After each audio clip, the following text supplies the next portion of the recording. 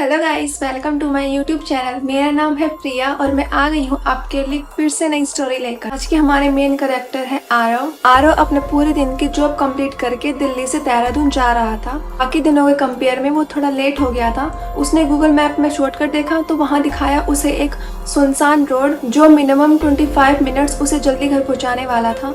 उसने सोचा क्यों ना आज इसी रोड से घर चला जाऊं और वो उस रोड पर चल दिया। जाते जाते रात के 12:15 बज चुके थे। इस टाइम पर आरव के अलावा बहुत कम लोग मेन हाईवे पर नजर आ रहे थे। वो अपने 60 की स्पीड से बाइक चला रहा था। जैसे ही वो उस सड़क की तरफ टर्न लेता है, वहाँ बिल्कुल सुनसान नजारा था।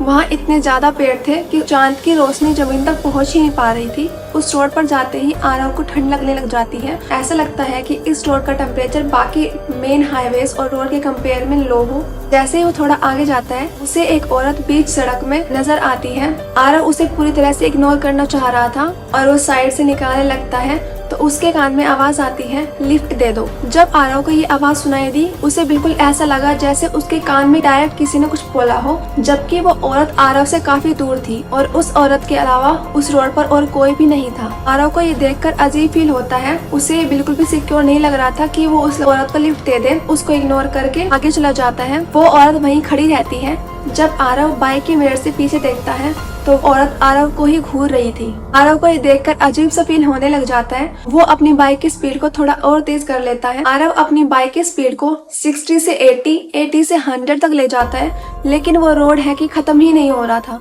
जबकि रोड तो शॉर्टकट था आरव के घर के लिए, लेकिन आरव उस रोड पर ही घूम रहा था। वो उस रोड से बाहर ही नहीं आ पा रहा था। आधे घंटे बाद आरव की बाइक बीच सड़क में बंद हो जाती है। वो रोड इतनी ज्यादा सुनसान थी कि आरव को अपनी सांसें भी सुनाई दे रही थी। कुछ देर बाद आरव को आवाज आती है उसके पीछे से किसी के चलने की। वो पीछे मुड़कर नहीं देखना चाहता था कि उसे पता था उसके पीछे इस टाइम पर कौन हो सकता है। वो अपनी बाइक को स्टार्ट करने की बहुत कोशिश करता है, लेकिन उसकी बाइक स्टार्ट हो ही नहीं रही थी। वो औरत आरव के और पास आती है और फिर से उसके कान में आवाज आती है, लिफ्ट दे दो। लेकिन आरव उस औरत को लिफ्ट देना ही नहीं चाहता था। उस औरत को जितना चाहे उतना इग्नोर करने की कोशिश करता है। वो औरत आरव से थोड़ा सा दूर ही खड़ी थी, सफेद साड़ी में। कुछ देर बीत जाने के बाद किसी तरह आरव की बाइक फिर से स्टार्ट होती है। जब वो अपनी बाइक पर बैठता है और चलाने लगता है तो उसे ऐसा फील होता है कि उसके पीछे कोई बैठा हुआ है। वो अपनी बाइक के मिरर से पीछे देखता है तो वहाँ उसे सफेद साड़ी में उसके पीछे एक औरत बैठी हुई नजर आती है जो आरव को ही देख रही थी। उस औरत की आंखें बिल्कुल काली, जैसे कि उसमें कोई जान ही ना हो।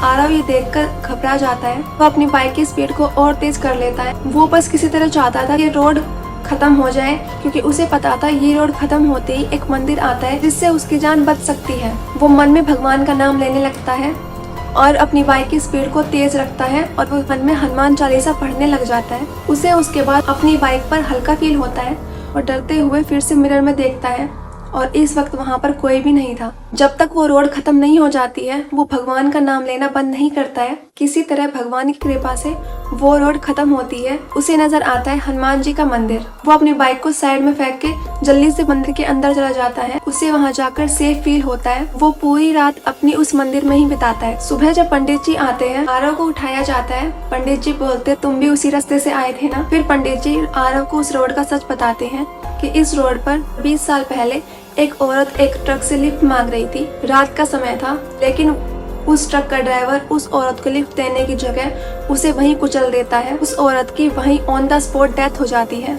उसके टुकड़े टुकड़े हो जाते हैं और पुलिस के काफी ढूंढने के बाद भी उस औरत के शरीर के सारे टुकड़े नहीं मिल पाते हैं, जिसके कारण उस औरत की आत्मा उस रोड पर ही भटक रही थी। आरव ये सोचता है कि आज के बाद मैं इस रोड पर कभी नहीं जाऊंगा। चाहे मुझे कितना भी लेट हो जाए, मैं ऑफिस में रुक जाऊंगा, लेकिन इस रोड से घर कभी नहीं जाऊंगा। तो ये थी आज की स्टोरी। आई होप आपको पसंद आई होगी, और अगर आपको आज की स्टोरी पसंद आई है तो लाइक जरूर करना और कमेंट करके जरूर जाना। अगर आप इस चैनल पर न्यू हो तो सब्सक्राइब जरूर करना। Thanks for watching.